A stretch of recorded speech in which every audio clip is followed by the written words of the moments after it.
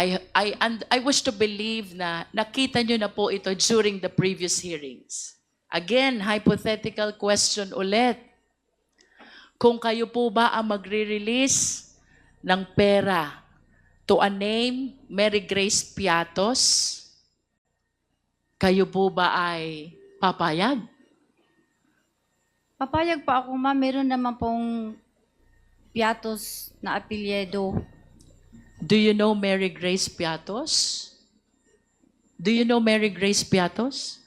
Wala pa. Hindi ko po siya kilala, ma'am. But you said na papayag kayo kasi may apelidong Piatos. Saan ho ba kayo nakakita ng apelidong Piatos?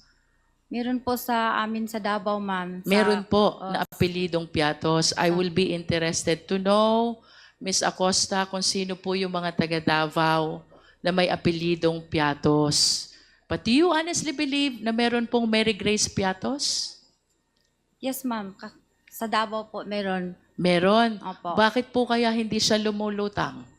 I am reminded by the pledge of, I believe, the Young Guns who contributed money to raise 1 million, asking Mary Grace Piatos to come out to the open.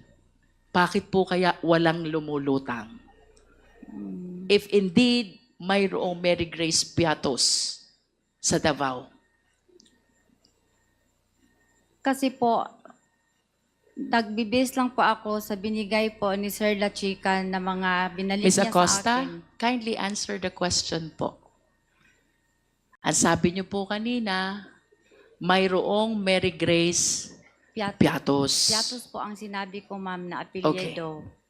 Nonetheless, kayo po ba'y naniniwalang mayroong Mary Grace Piatos?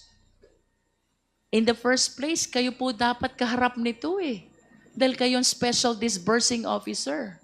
But you kept on claiming that you handed the entire amount to Colonel La Chica. Kaya hindi nyo alam kung ano nangyari doon sa pera. O ito na po ang consequence. Ipinagtiwala nyo ang disbursement sa hindi naman accountable officer. How will you answer now to that acknowledgement receipt? Paano nyo po ngayon ipapaliwanag yan? Kayo po ang accountable officer and you're bound to explain who is Mary Grace Piatos. Hindi po talaga ako maka-explain yan, ma'am, kasi hindi po ako ang nagpapipirma po, ang nag-execute po ng acknowledgement na yun, ma'am. Si Sir La Chica po. This is a hypothetical question again. Having stated na may mga Piatos sa Davao and considering na nag-pledge ng Young Guns ng 1 million, tatanggapin ni Mary Grace Piatos. The only condition is magpakilala siya. Ako si Mary Grace Piatos. Tama po bang sabihin na kaya walang lumulutang na Mary Grace Piatos ay dahil ang totoo, wala naman talagang Mary Grace Piatos? Tama po o mali?